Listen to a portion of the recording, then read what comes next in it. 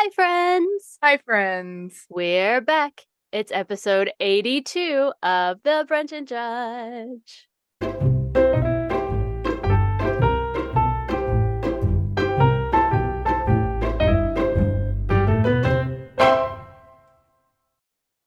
There's nothing that happens at 82.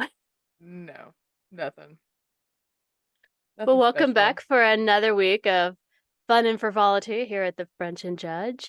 And this week we will be discussing history. But first, I'm going to remember, hey, we're your hosts. I'm April. And I'm Claire. And we are here to guide you on this journey into parts of history you've never heard of because we don't really teach the fun stuff. We just No, don't. we don't. So And stick also, around. gonna complain about how hot it's been. Holy fuck. Okay. AF. Hot AF. Whatever this you left one heat dome to come to like another heat dome, right? It's Well, like, what is this? Like, go away. what's so funny? Here in Connecticut, we've not actually. It's not been hot. It's been the 70s. In fact, there was a day I Jealous. had on pants and a sweatshirt and fuzzy socks because it was raining and 69 degrees all day. It was beautiful. It's perfect. So jealous. And my mom was like, "It's 97 degrees." I'm like, "You should have moved north." What can I say? And not only was it 97, but the heat index was like 115. Yeah, yeah. Like I you lived that walk life. out, yeah, like you walk outside and you're just like, you can't even Mm, breathe. mm-mm. It's yeah, for those of you who don't have like 130,000% humidity, ugh. Yeah, we've had our windows open most of the week. Yesterday was our first hot day that we'd had in a while. That was like hot, hot.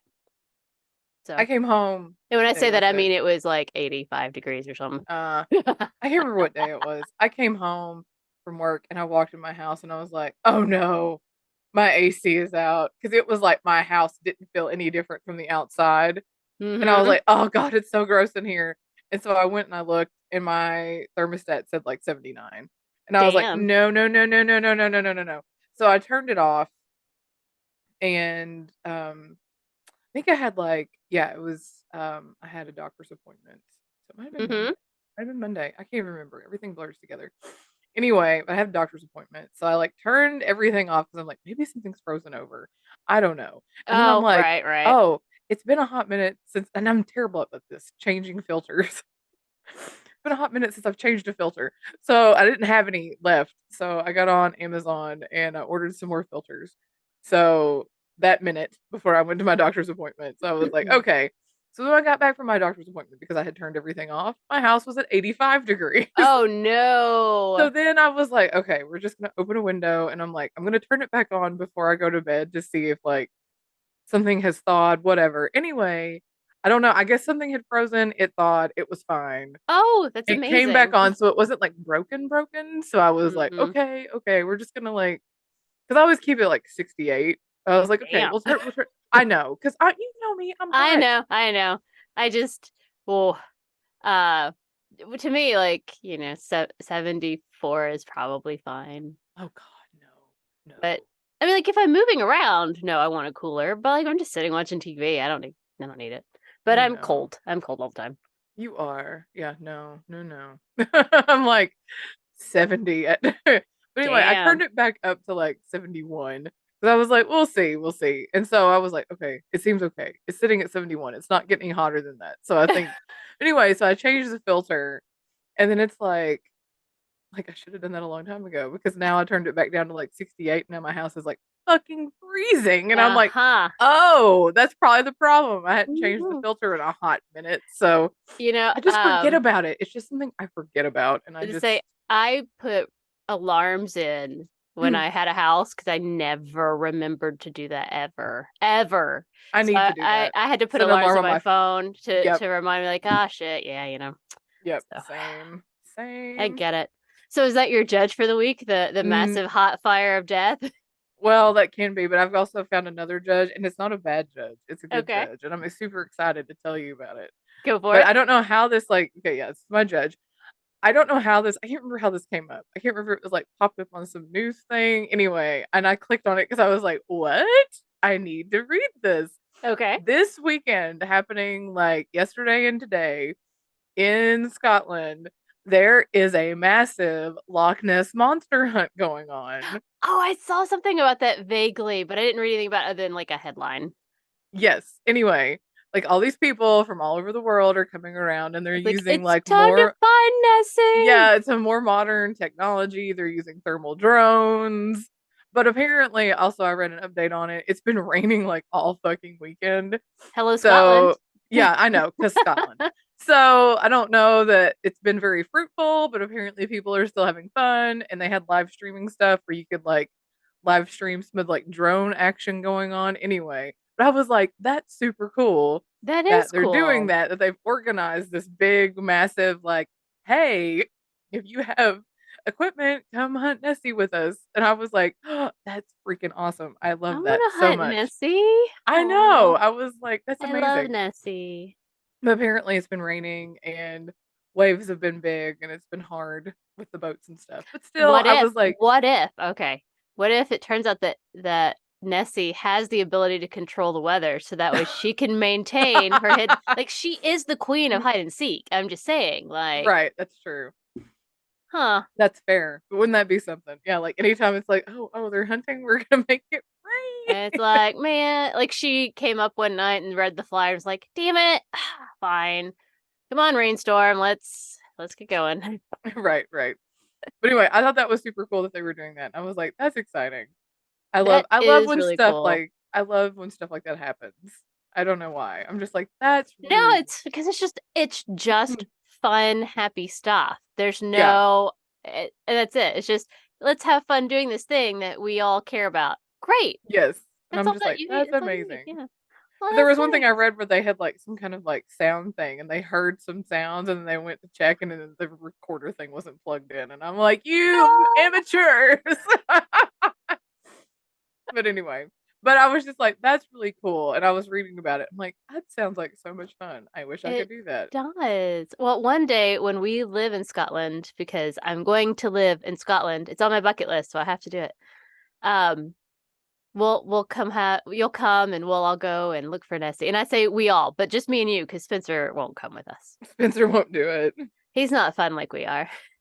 Yes, no. He's like, no, you all go have the adventures and I I will mean, stay I and feel like game. he would want to go see Loch Ness because it's supposed to be Oh beautiful in and yeah, of yeah. itself. But maybe like the crazy hunting part, he'd No. be like, okay, you have fun. Choo choo. Yeah, I'd be like, okay, I saw it, but you all Like can go do your I'm thing. gonna hang over here with my Scottish friends. Because fun fact, we have a friend who is in Scotland. We met him in LA. He has since moved back to Scotland. And we have a friend in Ireland. So like Nice. basically we're set. You only need one. It's not that big. Yes. It's fine. Right. It's not that big. It's fine. It's fine. So Oh, that's great. But anyway, yeah, that's my judge. I thought that was really cool and I was like, that's amazing that they do stuff like that. I'm like, yes. that is really cool. I really, really like that. I know. I was like, I love that so much. But that's my judge. Was That like is excellent. happening right now, like this past weekend, yesterday and today, was Nessie Hunt, and I'm like, ah, that's so cool. I want to do it. I love it. I love it. That's like the biggest one that's happened in like 50 years or something like that. But yeah, using all this like modern technology and stuff like that. So I was like, sweet. Very I was fun. like, That is a nice. great judge, Claire. Thank you. All You're welcome. right. Um, So what are you judging? so I mean, here's just my quick put in. Haha, we all saw Trump's mugshot. Ha ha ha ha ha ha ha Yes, ha we ha ha did. ha. It was quite honestly the Christmas gift that keeps on giving. Because I waited up. I kept checking like all of the things because I was like, oh, he finally reported. So like the mugshot's coming, and I kept checking like my newsfeed like an idiot. Spencer's like, why? And I was like, because it matters to me, okay? And then when it finally came through and I could show it to Spencer, he was like, you're not wrong. That's pretty excellent. He's like, I know. Thank you, photographer gods who gave us this mugshot. Right. So, I'm enjoying that. But what my judge is this week is I've had a very strange week that started out incredibly frustrating. And then, I don't know, maybe divine intervention, maybe God does love me, Uh, maybe the universe, the planets aligned. I don't really know because it's bananas and bizarre. So As most of you know, we recently moved into a new place, and I set up my office space in the basement and hope to start recording from there so it looks more like me. I just haven't got it all set up yet. Right. But the laundry room is down there. And when I say laundry room, I mean that very loosely. It's an area of unfinished basement Uh-huh. that has the washer dryer and like the the furnace, which Uh-huh. is gas because Okay. I pay that bill. So open flame. Uh, and of Ah. course, my cat really wants to be there, and we don't want her to be in there. And it Uh-huh. has like a framed out door that's bigger than a normal door Yes. and is too big for us to put a pet gate in to keep her out. So I asked if they Mhm. would please put a door in for safety reasons, one for my Right. cat, but two, future people might have a child and you That don't don't need want to go them to down be in there. like, Yeah. you need some kind of a door here. This is ridiculous. And so they very kindly did, very grateful. They finally got to it. But up until that point, I had blocked it off with pieces of my daybed, like the frame, to keep her from being Okay. able to get in Hmm. there. So I hadn't been able to build my daybed down in my space because it's huge. And so they put the door in. I started building my daybed, So and is part of the like, basement finished and part's not? Is so that it's almost entirely finished. There's just okay? like an area that now is closed off because a door that Gotcha. is a little bit unfinished, Okay, gotcha. but everything else is. So, it's carpeted, it's drywalled, it has Oh, lights. okay, gotcha. It's really nice. You'll see it soon. Yay. But so I finally was able to start putting my daybed together, and as I did so, I suddenly was like it's IKEA, going through the IKEA instructions, and I have lost a very important piece that goes into the back of the headboard that holds it all together. It is Oh this no. like this big long screw goes into a hole, and then another hole is a piece that the screw goes into to screw in to hold it. Uh-huh. And I have three of the four, and I don't know where the fourth one is. And I'm like, oh my God, oh my God, oh my God. And then Spencer's like, well, we could just go to IKEA. They have spare parts. They can give it to you. I'm like, fine. So I go ahead and read through the rest of it and realize I'm missing like 15 screws, which is weird because like we took this apart and put all of the pieces in a baggie. Right, yeah. And so the piece that the screw goes into was still in the back of the headboard, so it had just fallen out somewhere in transport. So I'm like, it could Uh-huh. be. Anywhere. I mean, it could have fallen out when we brought it out to move in Washington. It could have fallen out in the shipping container. Like, Right. I mean, we scoured the house, we couldn't find it, but it's very important. Yes. But so, like, we go to IKEA, and keep in mind, I don't feel good. I'm the allergies here are attacking me. I've just recovered from like a 3-day migraine at this point. Everything's bad, and I don't want to go to IKEA, but I want to Right. finish my space so that it feels Right. good. And so I go to the customer service place to spare parts, and like she looks up the things because I bring examples. Yeah. And she comes back after like 10, 15 minutes, like, I'm sorry, we don't have either of these. I'm like, what the hell? What do you mean you don't have? Oh Like, I mean, no. and I'm like, what does that even mean? Like, literally, do, I guess I worked at a really good IKEA that was on top of their shit back in LA because I've had terrible experiences everywhere else when I need stuff. And so, like, I have to order them online. Like, I don't have to pay for it. It's all free. Thank you very much, Yeah. IKEA. I do appreciate that. But, like, it's 2 weeks before it gets here. Ah, And so boo. I'm like, God damn it. So I had this half built daybed downstairs. And then I'm like, well, I can do some more of it in order to kind of put it together enough to get it out of the way, at Yeah. least, so it doesn't look super stupid. And as I'm going through, I've realized that the very first time I built this bed back in LA, um, I put the wrong screws in the wrong places. So like I then Oh. fixed that and I discovered, oh, this is where all those screws that were missing are. I just had the wrong screw in the wrong thing. So I fixed it. So I have all the screws, but I'm still missing that special little piece that holds Mhm. the fucking back of the daybed on. Oh And I'm no. like, I'm so close. I just need one thing. Today, this morning, we get up. and we have no coffee because we are stupid and we suck. And on the weekends, we just are like, yeah, we should make coffee. We're almost out. And then neither one of us does it. And we wake up the next day because we do cold brew. Yeah. So it has to sit for like 12 hours. Yeah. And I'm like, I said to Spencer, I swear to God, I'm just going to buy a stupid normal coffee maker for days like this because I'm so tired of not. So we go to Panera because it's super close and just grab some coffee real quick. As we're walking back to the house, I look down, and in this massive courtyard of all of these like townhouse condos, I see something sparkly and silver, and I look down, and it is the piece that I am missing from Shut my up. bed. I swear Shut to God. up. I looked down and was like, the fuck? This thing has been mowed over every week since we've moved here. You've Because, been out there for like months now. July 1, okay? Yeah. And it was just sitting there, and I picked it up and was like, oh my God. Oh my God. We wash it off, and it is in perfect shape. Like, it didn't get damaged.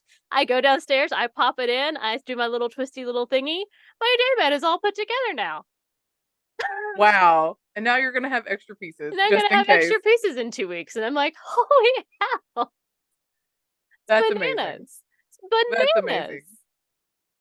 So there you have it, guys. Someone out there is paying attention to me and just wanted me to have my stupid daybed. I just wanted it. That's wild. Oh my gosh, that's so wild. Yes, because It was again, just it could laying have been anywhere. outside in Yes, the. it was like pushed into the ground. I just saw like the screw top shiny part on Oh top. my God. Just sheer dumb luck that I looked down and saw it. I was like, "What is that?" And they're like, "Oh my God, it's my piece! It's my That's missing amazing. piece." Wow. That's So, crazy. so there you have it. That's my. I say judge, but that's my. I can't believe that actually happened this week's story. There you go. Nice. Oh my goodness! But That's fantastic. there it is. So I guess that means we should move on into our main topic of the day. This week, the Wheel of Fate has brought us history. Yes.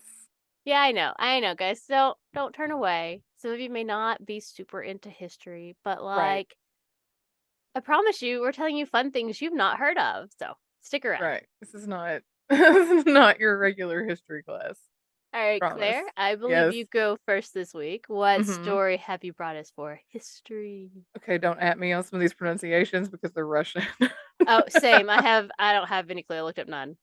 So, Anyway, I'm gonna be talking about a woman named Mariya Vasilyevna. Okay, that's her maiden name, but her last name was, see if I can remember how to say this. Oktyabrskaya. Oktyabrskaya. Yeah. what was her Anyway, first name again? Maria. So we're calling her Maria. Got it. Yeah, Maria. yeah. But it's spelled Mariya. So Oh, I had to make sure it was Maria. But yeah, that's fair. That's it's fair. basically Maria. Yeah. My sources are Wikipedia, all that's interesting, and Ooh. museumhack.com. So anyway, so Maria and all her long names. Oh, and her tank, the fighting girlfriend. Oh. That's what my story's about. Anyway, um, she was born August 19th, 1905, in the Ukraine, Crimean Peninsula. She was one of 10 children, which I'm just like, That's yikes. a lot. Yeah, it didn't say what number she was in that 10. It just said one of 10. So I don't I know. mean, maybe they don't know. Yeah. Her family was poor and basically they were serfs in 1905. And Right. I'm just like, that was still a thing in 1905. You Like, know, what? really, yeah. I I swear when I was doing that weird like sandwich turns to Pilates story that I was like, Uh huh. I do not have a good grasp of how things really were in the super beginning of the 1900s. So, Right. Same. Yeah. For those who don't know, serfdom was a type of indentured servitude under a feudal lord.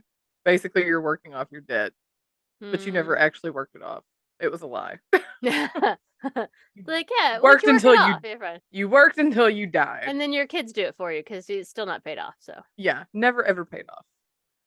But When Mariya was 12, that was when the Bolsheviks revolted and came into power, got rid of Tsar Nicholas and that whole business. Mm-hmm. Mm-hmm. Anastasia, that whole. Mm-hmm.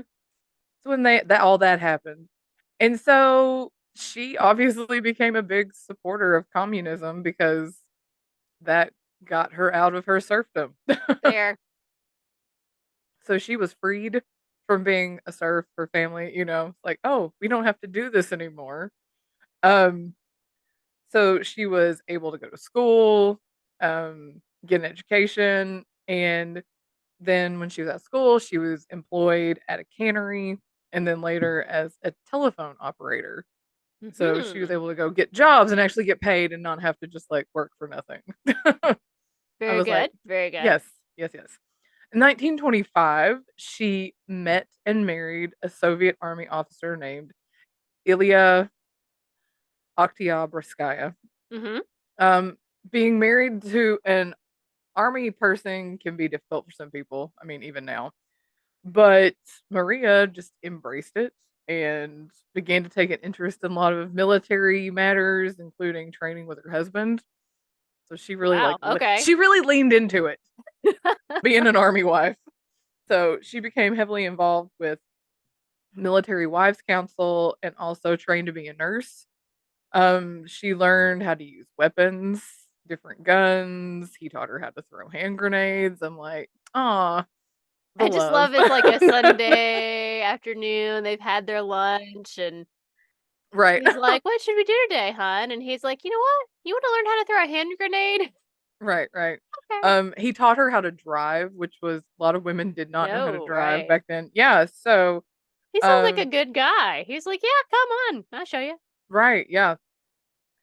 So Maria's mentality was if her husband served his country, so did she. Hmm. And they said they couldn't have children, so all their focus at that point was on serving their country because they had I nothing mean, else. okay. I mean, they didn't have kids to focus on, so it was like, That's okay. fair. That's fine. We all need a So hobby. right, right. So in 1939, we all know what happened. Nazis and Soviets signed Oh. their non aggression pact, but as we know, in June of 1941, Hitler broke that with his big military invasion against the Soviets, that Operation Barbarossa. I talked Mm-hmm. about that when what was that? The Night The Witches. Night Yeah. Witches. Yeah. And of course, this brought World War II to the Soviet Union, and they were pissed, obviously. They're like, what the fuck, Mm-hmm. man? You broke your word, you big liar. So with the war, Ilya left to fight, and Mariya left for Tomsk, Siberia, for safety, which a lot of women did. Women and children That's. left for Siberia to be safe, kind of like I guess like in Mm-hmm. England where they sent all the women or sent the children like to the To the country country. Mm-hmm. to they wouldn't be in the cities with the bombing and all that. In August 1941, Ilya was killed in action, but it took 2 years for Mariya to find out. Oh no. Yeah, that's how long it took the news to reach her That's in Siberia. horrible. So I know. I was just like, "What? Like, damn. Y'all need to be better." Like 2 Yeah, years? that's horrible. That is horrible. So when Maria learned of Ilya's death, she became like super angry. Like hated Nazis. Just like fuck Nazis. Fair. Fair. And she became super determined to avenge her husband's death. So, what did she do? She sells all her possessions and puts the money in the bank. And then she writes a letter to Joseph Stalin that says, yeah, listen. Oh, yeah. Hey, Joe. Yeah. Says, my husband was killed in action defending the motherland. I want revenge on the fascist dogs for his death and for the death of Soviet people tortured by fascist barbarians. For this purpose, I've deposited all my personal savings, 50,000 rubles, to the National Bank in order to build a tank. I Hmm. kindly ask to name the tank Fighting Girlfriend and to send me to the front line as the driver of said tank. So she basically is like, here, I saved this money. I'm going to give it to you to build me a tank and let me drive it. Mm-hmm. And basically Stalin approved it Oh It was god. like, Stalin was garbage, but like every once in a while there's this moment of you're like, okay, all right, you know. right. So I was like, not sure if he realized that the publicity value of having a widow going to war to avenge her husband's death, or True. if they just needed bodies, or if it was a little column A, a little column B. Well, I mean, if you have I someone mean, willing to go to the front, like, why not? All right, go fight, go right. blow 'em up. I get it. You do you. I mean, because you know how America was with like, oh, we can't let women fight because Women, they no, don't have that extra appendage between their legs, so they're they're they're lesser than. it's true. But so yeah, and so they made a T-34 tank, and she painted on the side of it, "Fighting Girlfriend." And so Mariya underwent a 5-month training program before being sent to the front lines. And she was a driver and mechanic, which remember the Night Witches were also Mm-hmm. pilots and mechanics, so they could like fix their own shit for the 26th Guards Tank Brigade.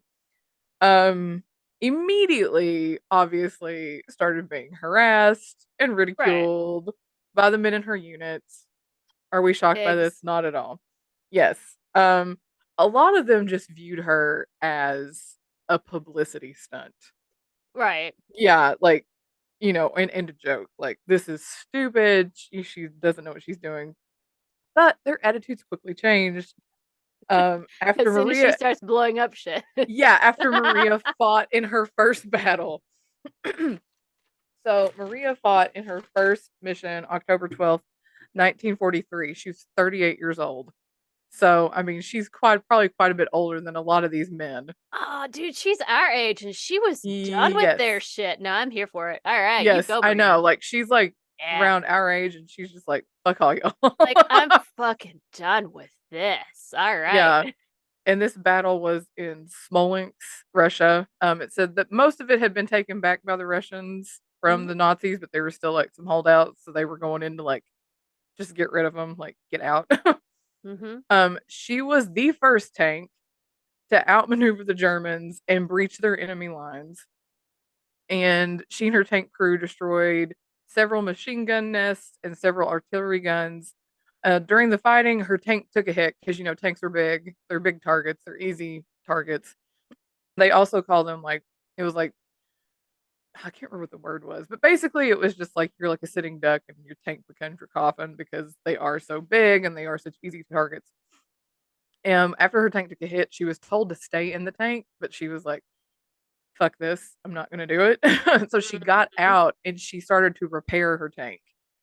And she repaired it, did the repairs on the tank, got back inside, and got back to fighting because she's that big of a badass. She's like, I'm on a mission, and that's called revenge. Yeah, and she's like, I'm gonna take out as many Nazis as I possibly can. Fuck all y'all. I don't care what I you love say. it. I love it. And so all these men saw her disobey these orders, fix the tank, keep on fighting. She broke the line first. I mean, she did all this shit. And so they were like, okay, you're legit. You've got our respect. And more importantly, she was promoted to sergeant Ooh, after this, impressive. even though she disobeyed. But it was just like she did all kinds of shit in that first battle. And it was like, all right, cool. You earned it. Like, right. It's not a And a month publicity later, stunt anymore. Okay. she fought in another battle in Novoye Selo in November of 1943, and it was basically repeat. Same thing happened. Tank got hit. She climbed out. She fixed it. Kept on fighting. They took out a bunch of. I mean, again, she was just like bulldozing over Mm-hmm. all of them. Just like, fuck this. I'm done. She had written a letter to her sister that said something to the effect of, "I've been baptized by fire." And but she was like, I'm so angry that I can't see straight kind of thing. Mm-hmm. Like she was just so like, nah. Like, she was raging. She was just like, I give zero fucks with this. I'm here for it. I am Yeah, here for it. I know.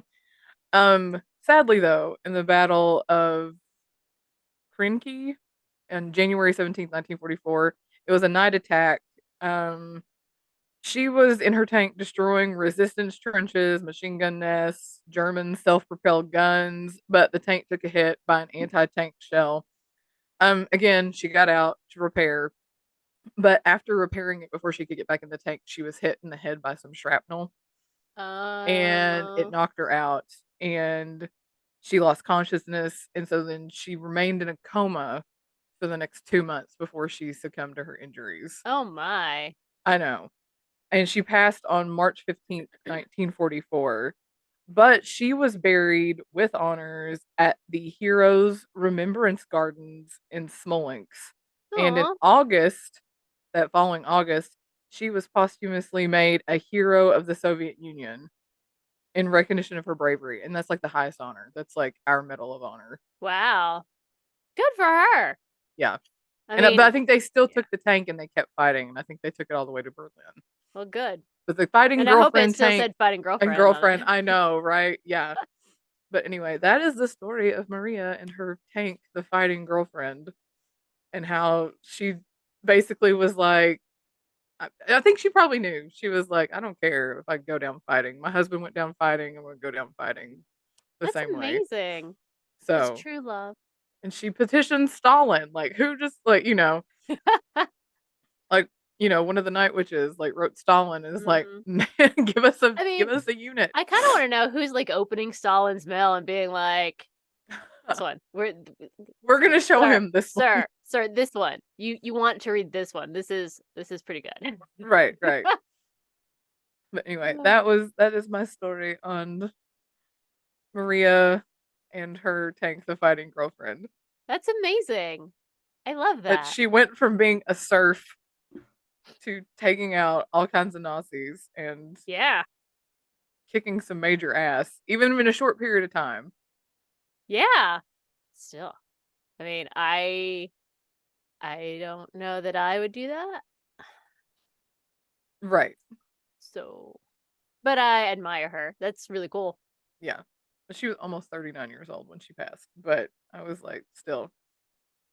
The fact that but she didn't care how old she was either. She Mm-hmm. just, You like I know, said, a lot of these guys were probably a lot younger than her. And they nicknamed her mother fair, because she was so much much older older. than them. Mm-hmm. Yeah. Fair. I mean, that is actually one of my favorite things about like the end of your 30s and the start of your 40s is you finally reach that time in your life where you're like, I don't care. I don't give a fuck anymore if you like me. I don't care what you think I'm supposed to be. I'm just gonna, Right. it's like, I know who I am. I'm gonna do my own shit. Okay. Thank you. Bye. Yes.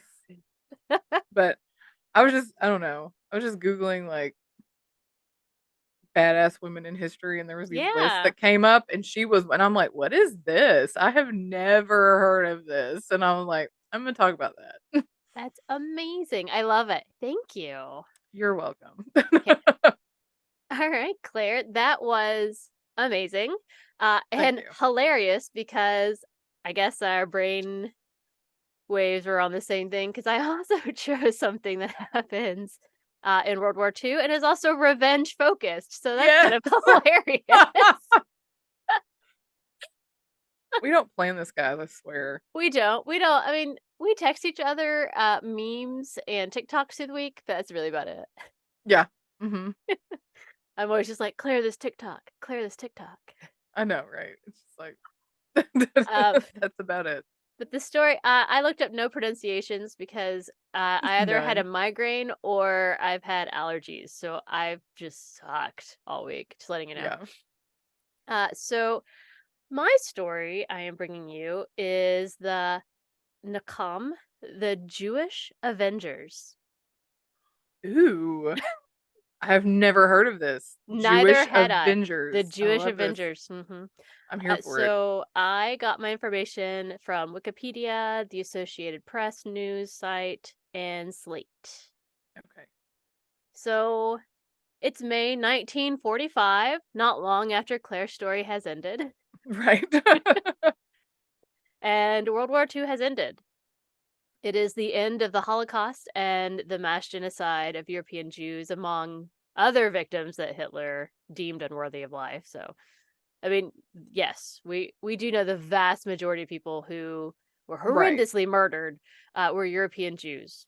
Right. And the world as a whole is still in crazy amounts of shock because, like, it was unimaginable that something like this could happen Mhm. on this kind of scale, and it just no one really quite knew what to do.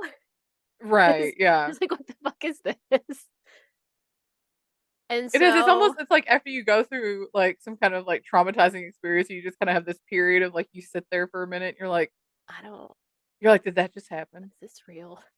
Yeah, is this real life right now?" Yeah. Because, like, you have war and you have there's always some atrocities, but then when you're like, "Oh, you were just, like, murdering people." Like, just intentionally rounding them up Right. to murder them. That was,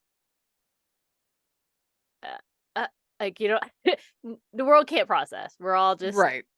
completely dumbfounded, like, "What the fuck happened?" The Nuremberg trials were starting, and Mhm. in those, they were prosecuting some of the top Nazis, Right. but, you know, during all of that, the Jewish peoples really didn't have, like, a formal representative. This is just, like, the winning powers of the war, Right. t dealing with the top brass of the losing powers of the war. Yeah, there were horrible war crimes, and this is awful, but the Jewish people weren't really part of that conversation. Yeah. And so, we're looking at people who had lost their entire families, their communities, um, and they can't really imagine what life is going to be like. They can't imagine trying to find normalcy again because, like, But I everything. feel like even in America, though, there was still, like, hidden, like, Yes. anti-Semitism. Well, and like, It was and still we didn't, one of the it good was things more so about it wasn't being it here was is m that, yeah. like, we knew about it, we thought it was bad, but, like, these people, they're in war-torn country, like, Right. most of the places they lived have been destroyed by bombing and, so people have died, but then people have also been horrendously murdered, like, it's unimaginable Right. trying to pick up pieces and start going forward. And so many wanted revenge on the Nazis for the horror that they had brought. Like, they had destroyed Fair. everything. Fair. Their family, their faith, their community, it's all gone. Yeah. And not only really on the Nazi leadership, but also on the German people at large for allowing this to happen. I mean, also fair. Right. So this is where we enter the Nakam. I'm sure it's Hebrew and it sounds like that, but I don't have a clue. Nakam. Yes. I did not take Hebrew. I took Greek. I'm sorry, cannot help. Um, and it is a group of 50 Holocaust survivors who create a paramilitary group, which they call the Nakam. Uh, it's led by Abba Kovner, who is from Lithuania, and randomly, later on in life, after all this has passed, would become one of Israel's most lauded poets. So Okay. there's that. Abba Kovner visited the site of the Ponary massacre, in which like 100,000 people were gunned down. Mhm. Like, not, this isn't a concentration camp. They were taken somewhere and they were all shot and mass buried Yeah. within like a 3-year period. And again, Yeah. mostly Jewish people. Yeah. He also visited I'm going to not say this correctly, the Majdanek concentration camp. Mhm. Again, horrors. And he talked to some survivors from Auschwitz, and it was those experiences that led him to seek revenge. So he recruited a lot of other people who had the same desire to seek revenge, but he tried to pick people who were able to uh, live undercover and not like have like breakdown, like be able to like infiltrate kind of a thing. So he wanted people who were able to live undercover, to take other identities, not Mhm. break down, and primarily they were in their early 20s.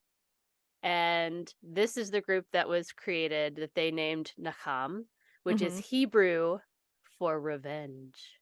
Okay. So they They, are the Revengers. that's right. They also used the Hebrew word din, which means judgment, hmm to refer to their group at times, as well as an acronym that stood for Dam Yisrael Noter, which means the blood of Israel avenges. Okay. They really took their naming like really. That's Like, they intense. were like, That is intense. and I'm also like here for it because you're not wrong. Right. You get to be really angry. Now, this group of people, the Nakam, they feared that just because Nazi Germany had been defeated did not mean that Jews were safe from another Holocaust level Right. of genocide. Because, as you said, anti Semitism still abounded even after this Right. horrific thing had happened. hmm In fact, many Jewish peoples returned to their hometowns only to be murdered by their neighbors.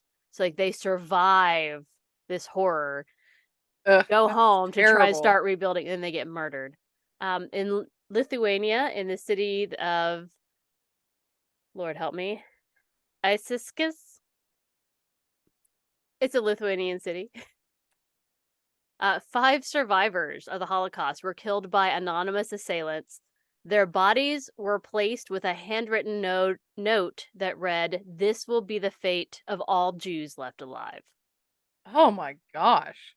So, on top of these instances happening in like small towns here and there, rumors were swirling throughout Europe that there was still a clandestine German special forces that Ugh. was continuing to fight for Nazism even after the war, and they called themselves the Werewolf Unit. So, like, ugh. Oh God. So, like, things still Right. aren't good. It's bad. It's scary. Yeah. And again, there's this, there's these people's that this horrors happen, and they're angry because 6 million Jews were murdered at the hands of the Germans, and so they wanted revenge. So Nakam thought, you know, they need to kill 6 million Germans as revenge. A Oh my nation for a gosh. nation was kind of their, Wow. like, you killed our nation, nation for Yeah. nation. And they said they believe that the act should be shocking, that the Germans should know that after Auschwitz, there can be no return to normality. So they were really frustrated with how things were going because there were really no laws that were Right. adequate to punish what had happened. I mean, they believed the complete moral bankruptcy of the world could be cured only by catastrophic retributive can't say the word catastrophic retributive violence. Wow. So Abba Kovner is the leader. He's the one that's kind of put this group together. He goes to, this is something I'd never heard of. He goes to Mandatory Palestine. Have you ever heard of Mandatory Palestine, Claire? No, I have not. Thank you. I had not either. It was not in any of our books. But apparently, Mandatory Palestine was the area that we now know of as Israel and Palestine, because this was before there was Israel. But due to weird powers Right. that be, it was called Mandatory Palestine. It was the result of World War I or something. I don't know. It was bizarre. Anyway, so he goes to that area and secures large quantities of poison. Oh, wow. The goal is to poison the water mains in Germany in order to kill large quantities of Germans. Now, his partners had managed to gain access to the water system of Nuremberg, which is the city that had been a stronghold for the Nazi Party. hmm And one of his people, Joseph Marmatz, posed as a displaced Polishman. And at first, he had a lot of difficulties trying to get in and finding rooms because, a lot of buildings were destroyed. So it's hard to find a place to live. Right. So he ended up finally finding places for him and his co conspirators. and started bribing people so that he could get another co-conspirator, Willich Schweizerreich, placed as an engineer in the municipal water company. So they were ready. So they just Mhm. needed Abba Kovner to come with poison. So the problem is that Kovner, on his way back, he had raised some hackles. People had heard things. And so when he arrives in the British occupied area of Germany, he is about to be arrested. They're coming for him. Mm. He's on a boat, and so he throws the poison overboard so that he doesn't have it on his person. Now, interestingly, it was just in a bunch of cans in a duffel bag, just cans Oh. of poison. I don't really know why. Also in the duffel bag were toothpaste tubes that were filled with gold to smuggle them in. I don't know. Okay. I was like, what is this? So Kovner did get caught. They ended up detaining him for a few months, and that ended his time as leader of Nakam and being part of it because he was now taken out. Mhm. So he eventually goes to Israel, as we know, after Israel is founded, and becomes a lauded poet. So congratulations to him. But not to be deterred, the Nakam cell go to Plan B. Always So have they to have a had backup they plan. had a backup. Okay. Okay. I'm here for that. So they're like, okay, so maybe we shouldn't be targeting all the Germans, and water supply is a little bit difficult. What if we just target the German prisoners of war that are in the American zone? Because everybody has zones at this point. Right, right. So they're like, okay, let's get these very specific assholes. So they managed to acquire large quantities of arsenic locally, so they don't have to worry about, getting it in, sneaking stuff in. Transporting it and all that, yeah. And they started infiltrating local bakeries that supplied the prison camps. Oh, okay. So Lipke Distel posed as a displaced Polish person that was waiting for a visa in order to go work at an uncle's bakery in Canada. So he's acting like, I'm just waiting so I can get out, go be with my uncle, work at his bakery. And he asks if he can work at this bakery for free just to learn all the things so that he's ready when he gets to Canada. Yeah. Free. So they're like, Mhm. yeah, come on, come work for us for free. We're here for that. Right. So he starts hanging out with his coworkers and starts bribing them with cigarettes and alcohol and chocolate, be still my heart, in order to get access to the storerooms. So he and his co-conspirators uh, decide that they want to make sure that their attack only gets the German prisoners without harming any of the American guards or people that are there that are not. It's like we want the Right. Germans, we don't want to hurt the Americans. Which thank you. I mean, I mean, fair, yeah. thanks. That's very kind. And they learned that on Sundays, the German prisoners ate black bread and the Americans were specially issued white bread because that's us. Right. So they were like, Sunday's the day we want to focus on. So their goal was to poison 14,000 loaves of bread. And to do this, they made a mixture of arsenic, glue, and some other additives, water, etc., so Yeah. that they could paint a paste onto the bread. And so they focused on Langwasser internment camp, Michigan, near Nuremberg, that had 12,000 to 15,000 prisoners that were mainly SS officers and other prominent Nazis. So, Okay. the super baddies. Yeah. Like they were like upper. They weren't Right. just like your Unfortunately, lackeys. it took a longer time to paint the poison on the loaves of bread than they expected.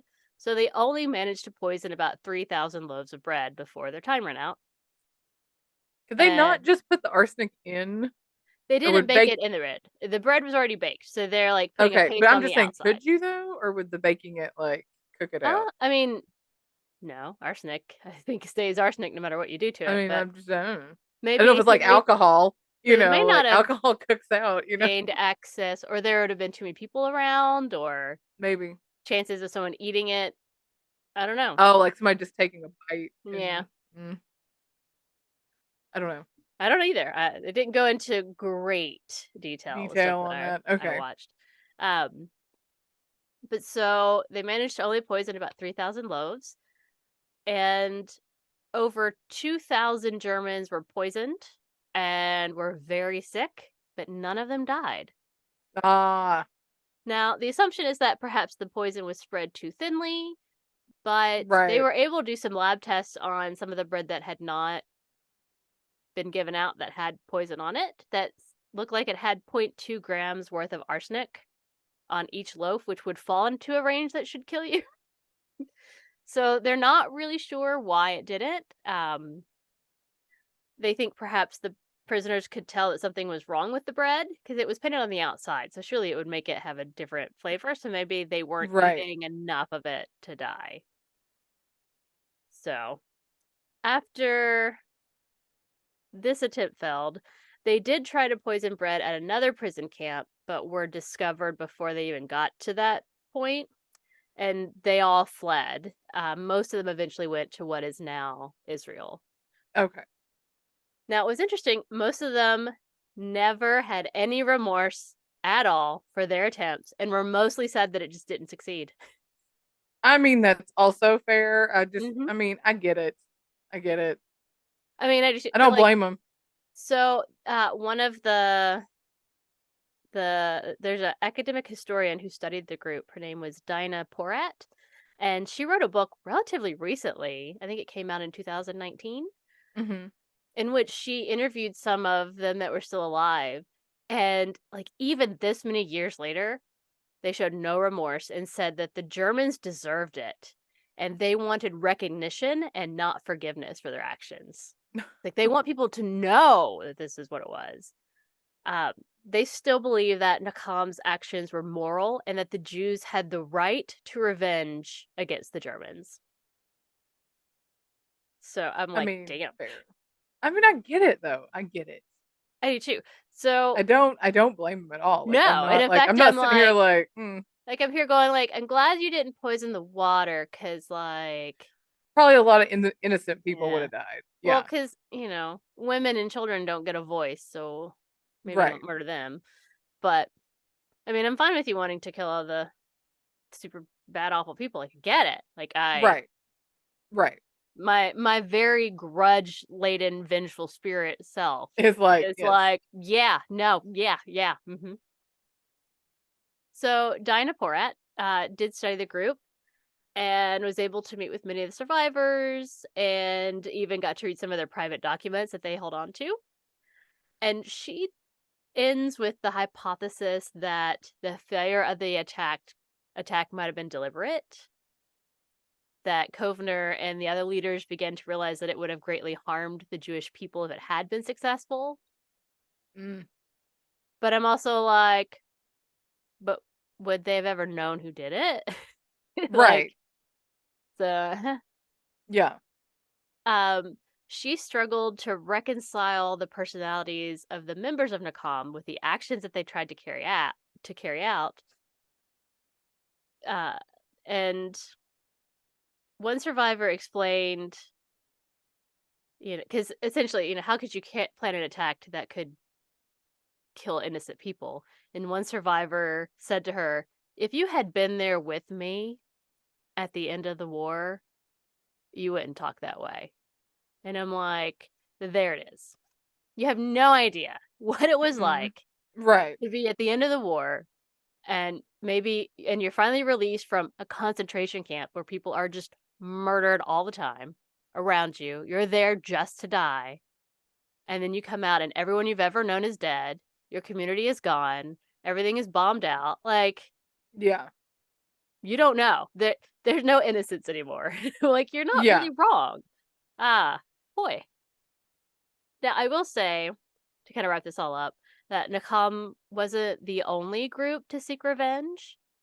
Uh, and that there are estimates that if you include the assassinations that Mossad did, which you Ah. should, Mhm.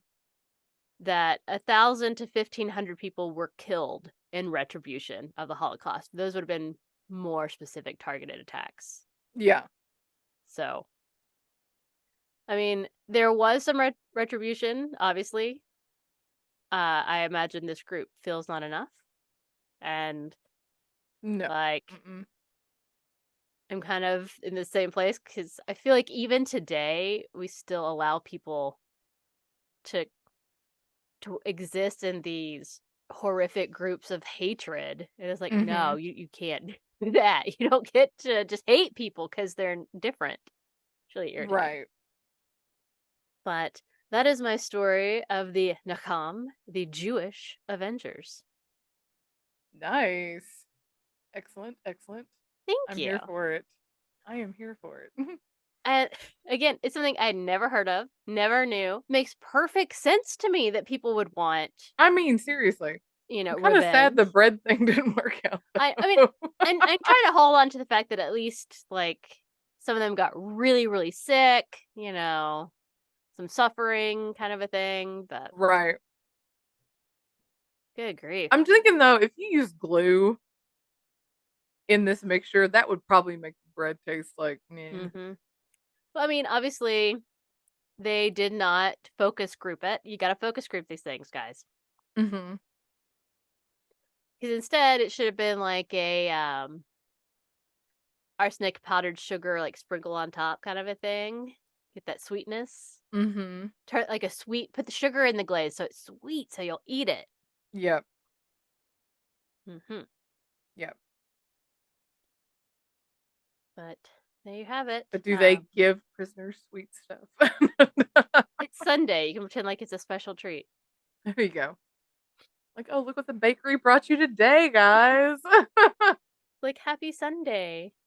They brought you some cinnamons. Cinnamon buns. Yummy.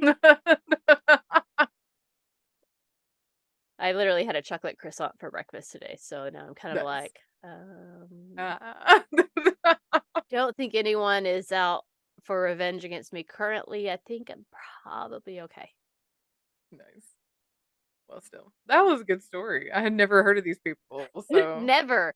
Never. And I'm like, I feel like we should have, it's history. You can't cover everything, but like, a couple of right, paragraphs that there were groups out there that were angry and vengeful and right, rightfully so. I mean, I I'm pretty sure that is the kind of something that would trigger me to become crazy vengeful and create an insane plot to murder a bunch of people, as if everyone I had known and loved was horrendously right. murdered by, Absolutely, assholes and right. I get it. I get it. Listen, well, that was such a good story. Thank you. We both had things neither one of us has heard of, so That's right. yay! And again, we picked the exact same period of time. Bananas. Oh, it Literally, is it's World bananas. War II. Here we are. There's so much junk in World War II. It's like, Well, and holy crap. I wanted to do, but I just wasn't feeling up to the research. I wanted to do like the Monuments Men story because like the movie is Yeah, great, but there's so much so more much to more to it, it. and it's Yep. so fascinating, and I love that kind of stuff. Yes. But then I stumbled across this and went, "Damn." Right. You're like, wait, what? I mean, like, never. I watched History Channel back in the old days when History Channel was actually the History Channel. I used to watch it Right. all the time. Like, anyway. Because it's not really that anymore. It's something No, it's weird. Pawn Stars and Storage Wars I and know. Like, what happened? Like, come on, like guys. I don't mind a one-off of like a random episode of either of those because there's Right. fun little random, but like I don't want to watch more than one 20-minute episode. Right. Exactly. Hmm. Anyway. Well, I really like history because it's so broad. You can just like do Well, whatever. It's like, what and we else? seem to find these weird. I make an effort to find something I've not heard on any other podcast. Like I try to Yeah, find try something to. that I've never heard anywhere else. Not that someone hasn't done it. Obviously, I've not heard all of the things, Right, right. but it's cool. Something that's like not like, oh, this is well known. Let's Mm-hmm. do this. Let's do this one thing that's ad nauseum. Yeah. So definitely. All right. It's time for this week's sweary affirmation. Yay. Are you ready? Yes. Don't be available for shit that doesn't serve you. I That's right. mean, Cut that shit right. out of your life. Mm-mm. Mm-mm. Ain't nobody got time for Ain't that. nobody got time for that. Right. All right.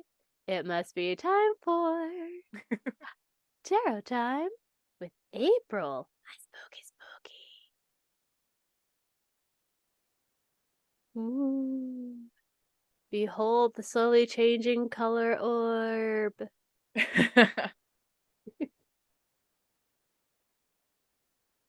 Hmm. I don't think I know any Jewish revenge songs either. Sorry. No. Mm-mm. Hava Nagila, I think, is the sum total of my, You're Jewish. which is sad. Like, in choir we sing all sorts of Latin Right, yeah. songs or whatever, but I don't remember learning anything Hebrew off the top of my head anyway. No, we didn't. Only thing that I ever sang in Hebrew was when we sang that stupid song from Prince of Egypt. Right. And And it but we has sang the one that was that from the movie that had the the Hebrew in it, Hebrew and in we it. had yeah. All Stop.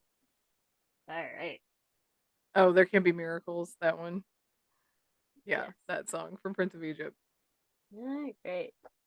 This week we start with the Empress. Oh. Then we move on to the Six of Cups. Mm-hmm.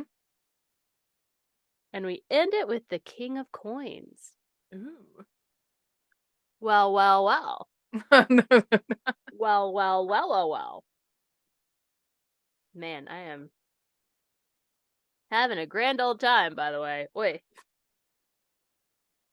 It still sounds infinitely better than I thought it would. I thought I was going to be like, You can be like, ugh. all right, the Empress. The Empress is comfortable, and so in readings is comforting. Ah. Let's see. I'm not going to describe the card because it's a different card. There is a lot of love to give here. It can be sexual or Hmm. sensual, but it can also be the love of a parent for their child or the love of a farmer for their field. This is a love that encourages growth.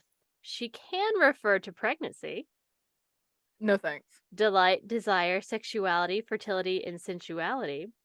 The lady is warm, enveloping love, and it can refer to pregnancy when it comes up in a reading, so be careful if you're not looking to expand your family. It also stands for fertility with finances or art. Everything you touch grows. That's nice.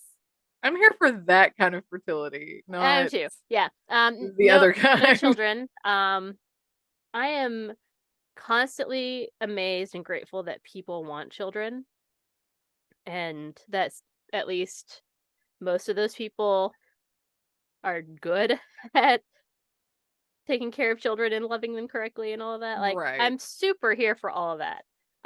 Because I don't want to. So I just don't want to. That's what it is. I just don't want to. Happy other Nope. people do. All right, the Six of Cups. So we're gonna grow in our financial fertility. How about Hope that? so. Full of love and maybe some good sex.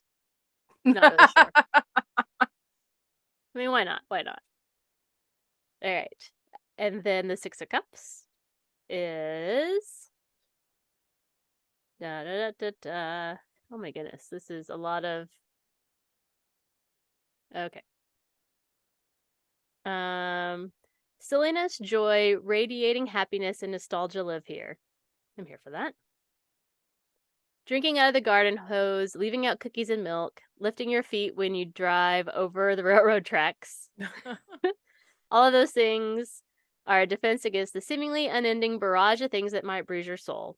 It's about embracing the joy of being a child, even at 30, even as a 38-year-old. Well, okay. Or a 68-year-old. It's about holding tight to magic because that is the counterbalance to all the other things that are so terribly serious and heavy. So it's about magic and joy and embracing it. I'm here for that. Oh yeah, I absolutely. love that. I need Yeah. that. I want all of that. So, getting our fertility of finance and then enjoying life and radiating silliness and joy and happiness and nostalgia. Okay, that's fine. And then oh no, it's not right. The King of Pentacles. I thought you said, was it Pinnacles? I thought you said Cups. I'm sorry. It's King of Coins, but coins is Pentacles. Oh, okay, coins. I thought you said King of Cups for a minute. Okay, sorry. And this king is a bit conservative. He's grounded, centered, and unquestionably in charge. He doesn't need to shout or wave his arms to get attention. He pretty much just has to enter a room because he has an intense presence. He has a very strong work ethic and is very easy to respect. He's strong and quiet and hard to forget. So, cool. I'm here for that. Fine. All right. So, we're getting all of our money, we're having grand joyous time, but we're very grounded and gain respect while we're doing it, right?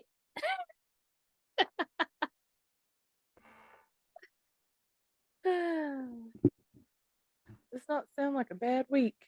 It does not. I'm kind of here for it. All right. So, what does next week have in store for us, Claire? What does the will of fate dictate that we shall speak of next week? I don't know. It's gonna be something.